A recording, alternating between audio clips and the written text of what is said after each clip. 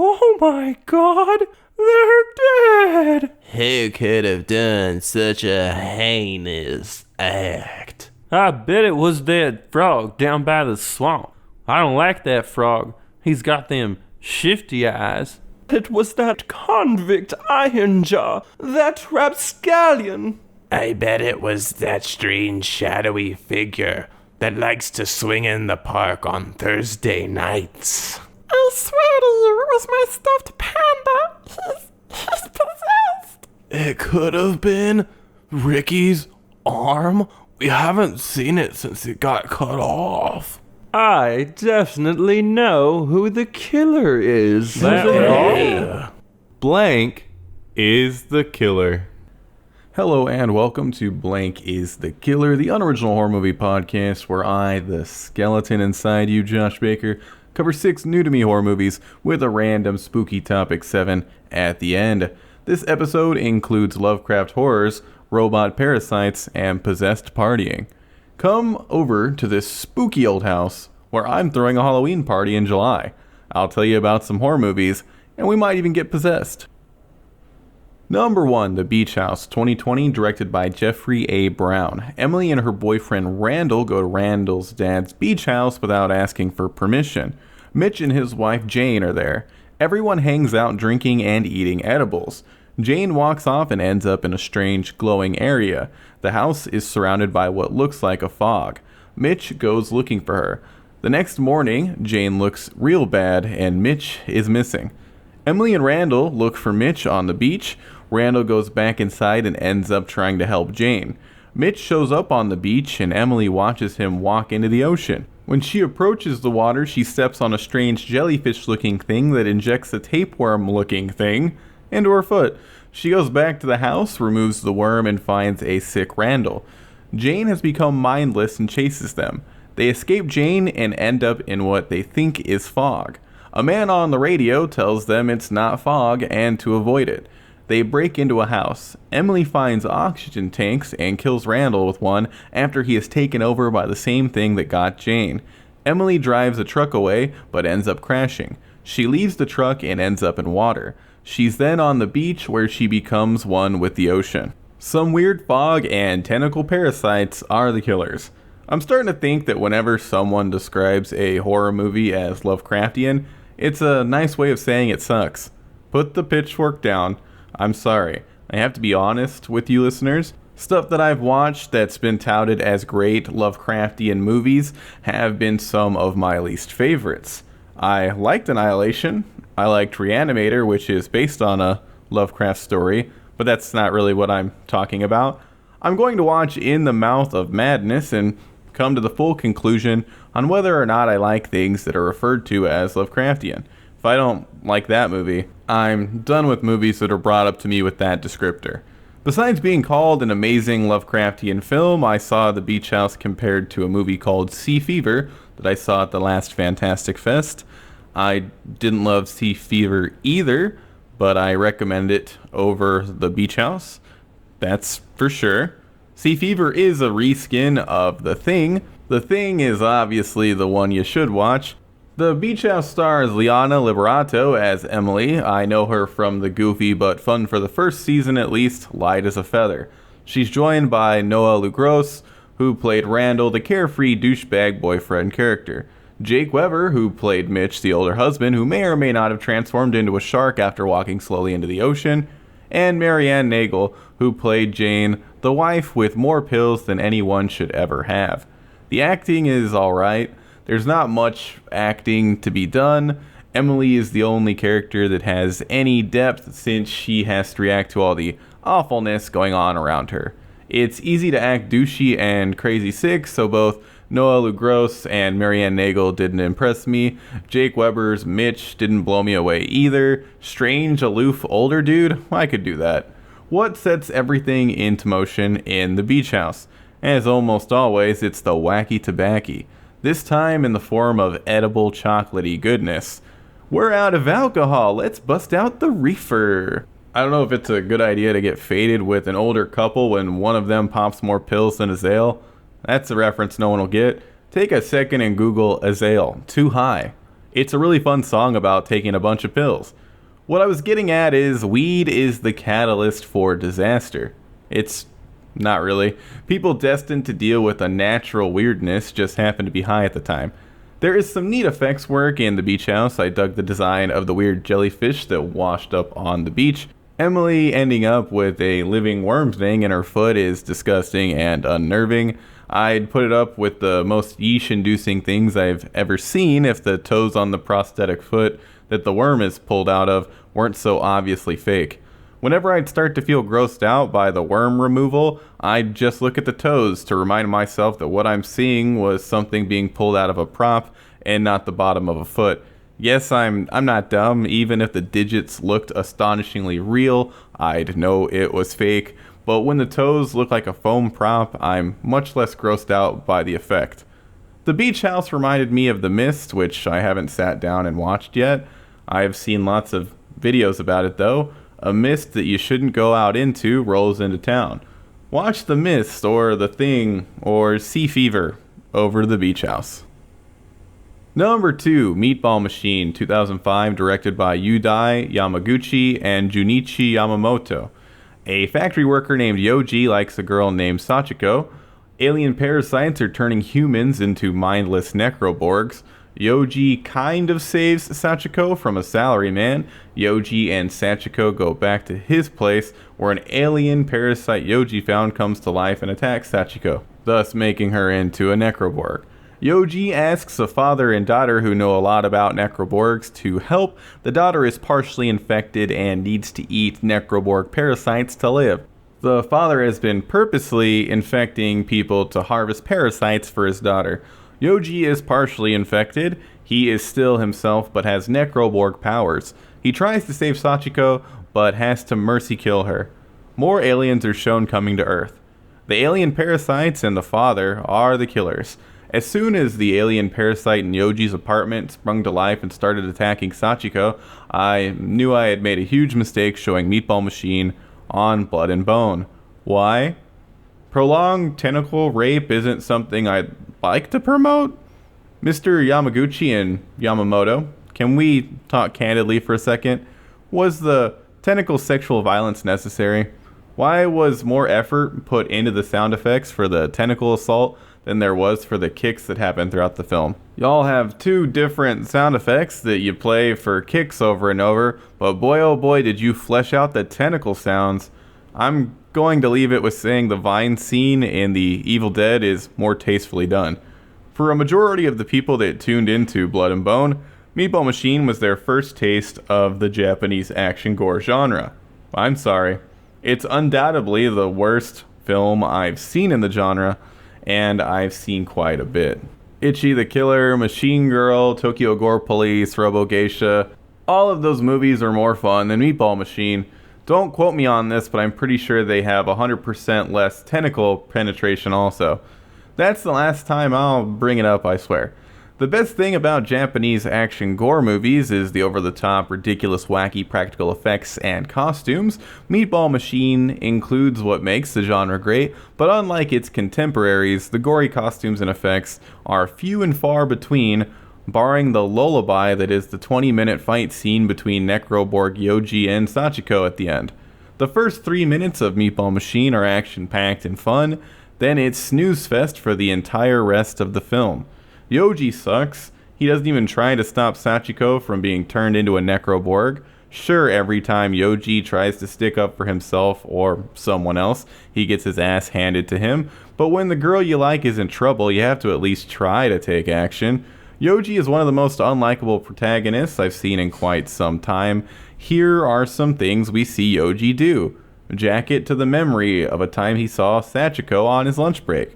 Hang out in a porno theater. What a great protagonist. He's so darn likable, ain't he? Why wouldn't I want to root for this loser creep? At one point in Meatball Machine, Yoji and Sachiko are actually going to get it on. She warns him that she has a hideous scar. She then reveals a fresh, infected-looking wound. Girl, you need to go to the hospital. That's no scar. If someone told me to prepare myself for something blue and then pulled out something red, I'm gonna be surprised. You can't be mad at Yoji for being shocked at the reveal when you misdirected him. Ugh, I'm defending Yoji. The main problem I had with Meatball Machine is the lack of out-of-this-world gory action that I've come to expect from this genre. You want to include that thing I said I wouldn't bring up again? Fine, it's your movie.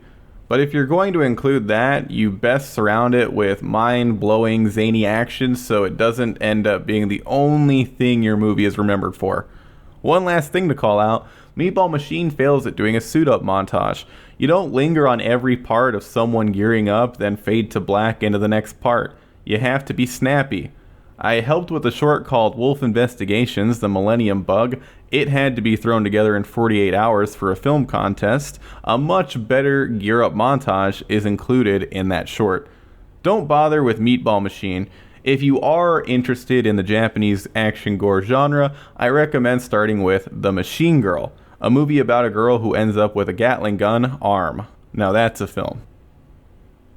Number 3, In the Mouth of Madness, 1995, directed by John Carpenter. Trent, a man that appears to be insane, is visited by a doctor in an asylum. Trent tells the doctor his story. Trent was a fraud investigator. He was asked to look for a famous horror writer named Sutter Kane who disappeared. Trent and Stiles, one of Kane's editors, traveled to New Hampshire after Trent found that combining Kane's book covers created a map to a location there. Weird stuff happened on the drive. Trent and Stiles found Hobbs End, which was thought to be a place Kane made up. Things in Kane's books were real in the town. Kane was staying in a church. Kane became a god due to the success of the books, since his audience was so large and believed what they read. Kane told Trent he was a character he created and tasked Trent with taking his new book, In the Mouth of Madness, to the publisher. Trent refused, but was informed that he in fact delivered the book. Trent no longer knew what was real. That's how he ended up in the asylum. The doctor doesn't believe him. Creatures kill a bunch of people and Trent escapes the asylum. He goes to a movie theater to watch the film adaptation of In the Mouth of Madness and laughs maniacally as he sees the movie is all about his journey. Unknown evils are the killers. If you're an every episode fan of the podcast, you know that I don't see John Carpenter as some sort of god like most people in the horror community. Has he made some amazing movies? Yep. Has he made some stinkers? Yep. A Lovecraftian movie directed by Carpenter. Josh is going to hate this one, isn't he? How's In the Mouth of Madness? In the Mouth of Madness, you're a winner, baby. Congratulations, you have saved films that are described as Lovecraftian from being banished to the Shadow Realm. For now, at least. When a movie starts with heavy metal playing over footage of a horror book being printed, I'm skeptical. Interested, but skeptical. The whole score isn't heavy metal, only the credits. I'm not a big fan of Carpenter's scoring outside of Halloween, so I didn't love most of the music in Mouth Madness. I know, burn the heretic. Would I have preferred that heavy metal was front and center throughout the entire movie? Not at all. It wouldn't have been the right fit. I dislike a lot of 90s era horror scores. Where Mouth Madness shines is incredible practical effects work. I really dug the insane stuff that happens, like Stiles turning into an abomination, the horrors that chase Trent, the simple weirdness of continuously seeing the same bicyclist while driving down a long stretch of road, and the subtlety of Kane's murderous agent having double pupils in his eyes. There's tons of interesting unexplainable happenings in Mouth Madness that help showcase that reality is warping. I think one of my main gripes when it comes to more independent movies that are referred to as Lovecraftian is that nothing really happens in them. In Mouth Madness, you have Trent doing his damnedest to escape a reality that's not his until he finally accepts his reality isn't the actual reality. Here's a quote from the movie that really stuck with me. Stiles tells Trent, "A reality is just what we tell each other it is. Sane and insane could easily switch places. If the insane were to become the majority, you would find yourself locked in a padded cell, wondering what happened to the world." My simpleton understanding of Mouth Madness is that Kane became a god due to the power of belief. Since enough people believed what they read in his books, the fiction became reality. This idea kind of pops up in a show called Marianne that I covered what feels like ages ago. A book series about a witch named Marianne is written. When it gets more and more popular, Marianne gets stronger and stronger. Come to think of it, this idea also appears in the Nightmare on Elm Street series. Freddy Krueger gets his power from people believing in him. I love the idea that collective belief can make something real. It's an interesting concept. Let's try it. Everyone start believing in a cheeseburger fairy who brings you a delicious cheeseburger tailored directly to your personal taste whenever you are in the need of one. I need one right now. Okay. No cheeseburger just yet, but if we spread the belief of this culinary sprite, maybe someday they will become a reality. You know who's currently real? Sam Neill, Mr. Jurassic Park. He plays Trent. He's good in Mouth Madness. It's definitely a hard role. How do you act like your reality has shattered? I just found out I'm a fictional character with no free will. How do I even feel once I come to this realization? Do I even feel the way I want? Or how the writer wants me to? Uh-oh. My brain done broke-ed. 2 years after this movie, Neil was in another that featured a reality different to our own, Event Horizon. I love Event Horizon. Space and a hell dimension, sign me up. I'm more of a demonic entity fan over Cthulhu-esque monsters. The rest of the acting isn't bad either. Julie Carmen played Styles and worked for me. Jurgen Prochnow played Sutter Kane, and I did find him to be a little too textbook evil mastermind. I think it would have been more interesting to have Kane be a nerdier Stephen King type that is corrupted by people's belief in his work. It's brought up in the movie that Sutter Kane outsells Stephen King. That universe must really gobble up horror literature. That one statement really helps emphasize the enormous amount of people reading the Kane books. We're going to need more people than I thought to believe in the cheeseburger fairy. In the Mouth of Madness is what a great Lovecraftian movie should be, well put together with a bunch of unnerving reality-bending events. You can't just include some fog and tentacles and call it a day. It's definitely not perfect, but In the Mouth of Madness has at least restored some good faith for the Lovecraftian descriptor. I almost forgot to mention a specific creepy demon child in the movie. That kid skeeved me out. You'll know the one when you see it. Number 4, Night of the Demons, 1988, directed by Kevin S. Tenney. A bunch of teens are invited to a Halloween party at Hull House by an outcast named Angela, who's accompanied by her friend Suzanne. The pure Judy goes with her terrible boyfriend Jay.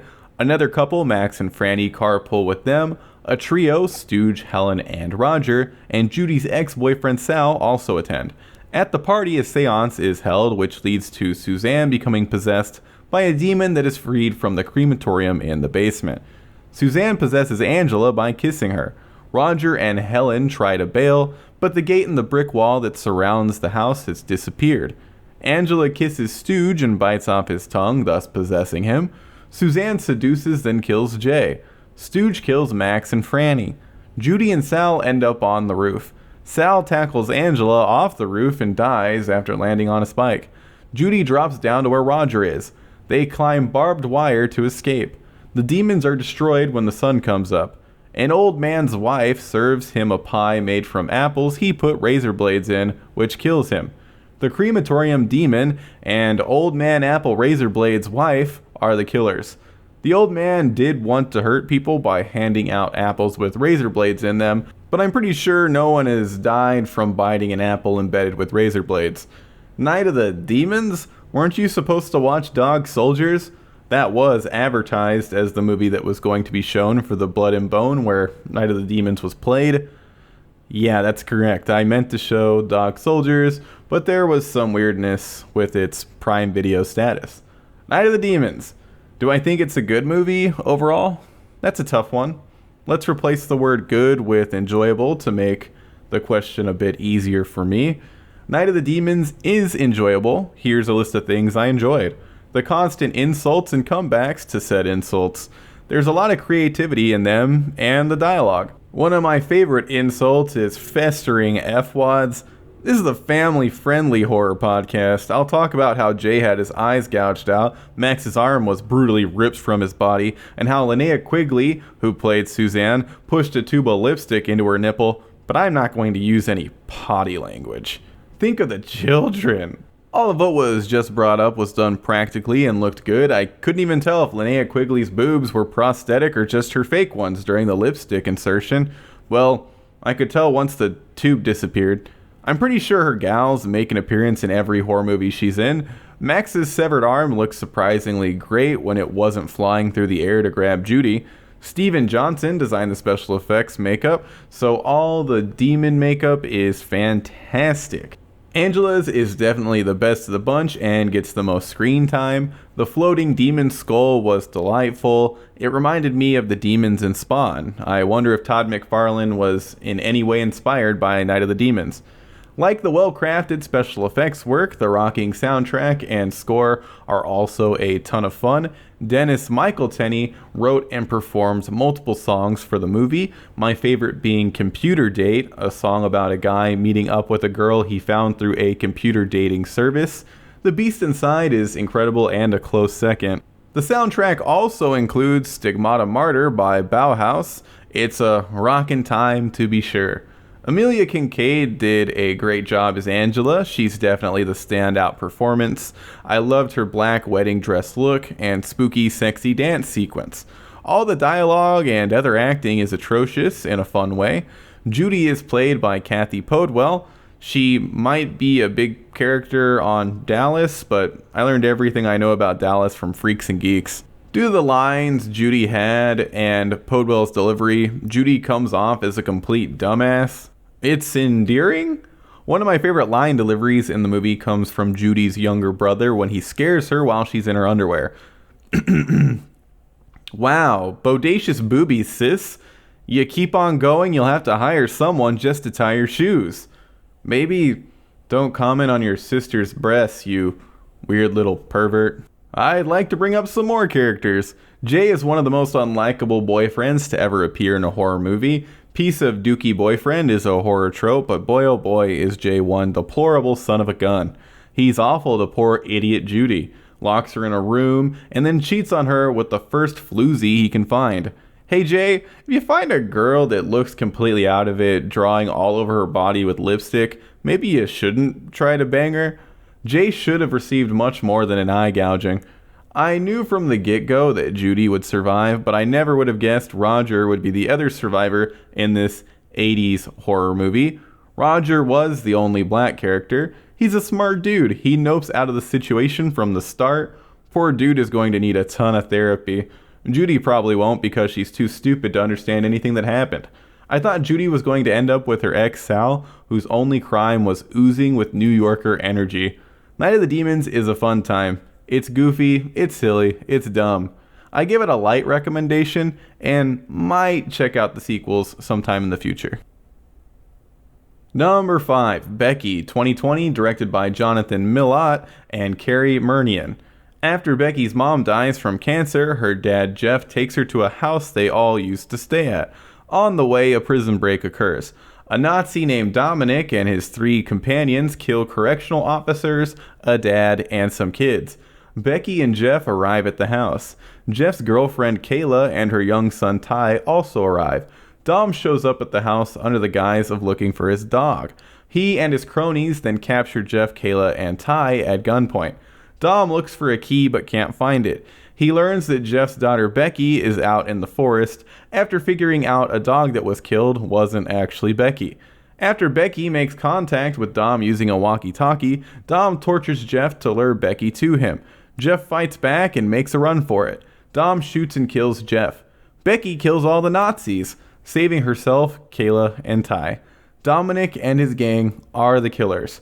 First off, is Kevin James capable of being an intimidating Nazi leader? No.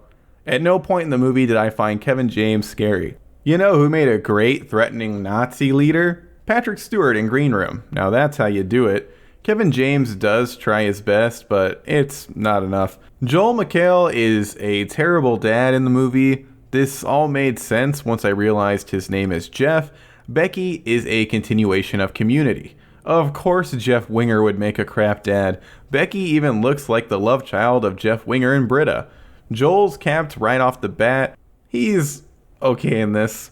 He's a more believable parent than Aubrey Plaza in Child's Play, even though that's not saying much. The pastor from Kim's Convenience played Kayla, also fine. Lulu Wilson was pretty dang good as Becky. This 14-year-old girl did such a great job and easily stole the show. She perfectly encapsulated the deep rage inside Becky. It's a good thing Becky had this run-in with Nazis to quench her bloodthirst. Even before Nazi Kevin shoots her dad in front of her eyes, Becky needs some hardcore therapy. There's a demon in that kid. Let's run through Becky's murder spree. For kill number 1, she stomps a broken ruler through a Nazi's neck and shanks him in the back over and over with a bundle of sharp-colored pencils. I'll take this moment to bring up how intense and amazing the practical gore is. Becky's dispatchment of Nazi number 1 is so brutal, I almost felt bad for the Nazi, pet warning, dog killer. Yeah, this particular Nazi filled Becky's dog Dora full of lead. It's sad. Becky sees it happen, causing her rage to multiply. At least her other dog, Diego, makes it to the end, I guess. Nazi number 2 has a board with nails smacked into him a bunch before he falls into the water, giving Becky the opportunity to back a running boat propeller into him. That Becky's crafty. Nazi 3 is Kevin James himself. Early on in the movie, Becky jams the key the King of Queens is looking for into his eye socket, then pulls out the eye optic nerve and all. Kevin's bud tries to cut the eye out with safety scissors, but Kevin ends up having to do it himself with a knife. Someone's eye hanging out could easily be yeesh-inducing, but the whole ocular predicament is so over the top and silly that I wasn't grossed out at all. When Becky finally kills Adam Sandler's friend, she runs over the guy with an ATV that's pulling a mower attachment. If you ever need someone to mow Nazis, give Becky a call. After this, the last Nazi, one who decided to give up his life of murder after killing some kids, tells Becky he should have never left her alone since Kevin James almost murdered her. Becky then quickly picks up a handgun Kev dropped and plants a shot in remorseful Nazi's dumb face. Damn, Becky. Counter-terrorists win. Hell yeah. I realize this section has mostly been me recapping the kills. I don't normally do that, but it's hard not to go into detail about how a young girl brutally murdered a bunch of Nazis. Even though I loved the practical effects and Nazi killing action, I have a few gripes, well, nitpicks more like. A horrible stock sound of kids giggling is used when Becky is at a convenience store. The kids didn't even need to be audible, so that bothered me quite a bit. The stock door sound that's all over the place also had a cameo towards the end. Besides my obvious stock sound pet peeve, I also didn't like the music choice for what I'll refer to as Becky's theme. It includes a bunch of chanting and breathing and doesn't fit with what's being shown. It could be way worse, believe me, I know, but I didn't dig it. Those two issues aside, Becky is a great time. I would have liked to know what the key was needed for. Nazi Kevin James said whatever it unlocked was important to all the races. Whatever that means. Maybe it was a cure for cancer? Nothing shown could have lived up to the hype. Check out Becky. I think this could have had a decent box office run if theaters were still a thing. Turns out Simon Pegg was supposed to be Dominic. I bet he'd make a really creepy Nazi leader. Number 6, The Current Occupant, 2020, directed by Julius Ramsay. A man wakes up in a psychiatric hospital with no memory after being shot. He finds out his name is Henry. An orderly, that's obviously a figment of Henry's imagination, tells him that he is the president. Another patient tells Henry she's his Secretary of State. They try to escape together but fail. Henry tries to smother the woman who says she's his Secretary of State with a pillow after he electrocutes her unconscious during an experimental trial because she told him to take her out if anything happened to her. Henry's informed that he was a failed politician who, along with his wife, was shot during an assassination attempt on the actual president. Henry's dead wife is the orderly he's been imagining. Henry tries to escape again. He's told that if he leaves before he's better, the delusion will completely take over. Henry escapes for a second, but is captured. He continues to believe he's the president. A bad assassin is the killer, I guess. What the hell, Hulark? Hulu Into the Dark has been stronger in year 2 up to this point.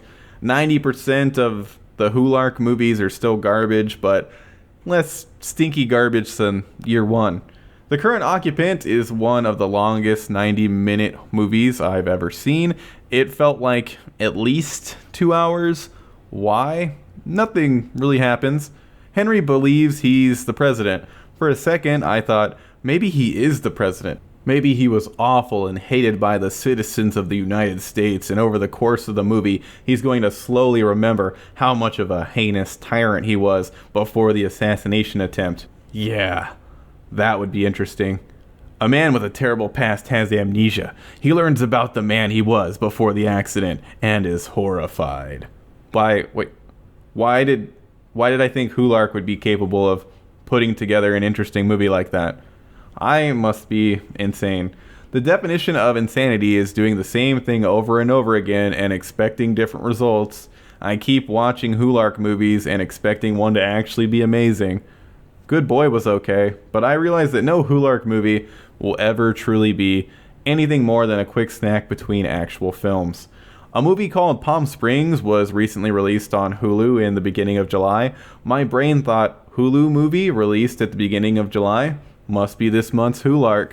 I knew it wasn't, but my brain still filed it under Hulark for a second. Palm Springs is amazing and should be watched. It has a fresh take on an old genre. Andy Samberg is in it. I can't say too much without spoiling some stuff. I went in with some information and it didn't really spoil it for me. Okay, I'll give you what genre it is. If you want to go in completely blind, stop listening for about 5 seconds. 1, 2, 3, time loop. That's the genre. It's a fun time. You should definitely watch Palm Springs. Yes, Palm Springs is a terrible, terrible, terrible title for the movie. It's like if Saving Private Ryan was called World War II. Stupid.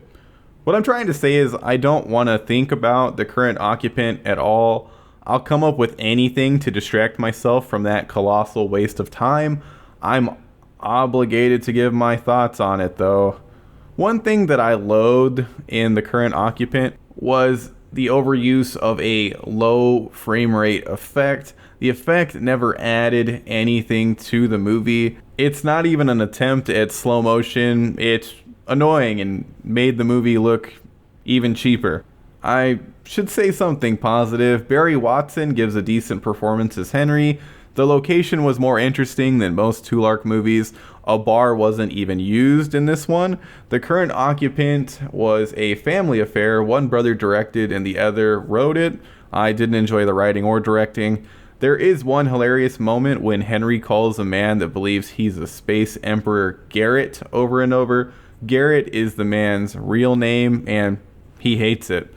Dang, that's the only part of the movie I remembered being enjoyable, and it was really, really stupid.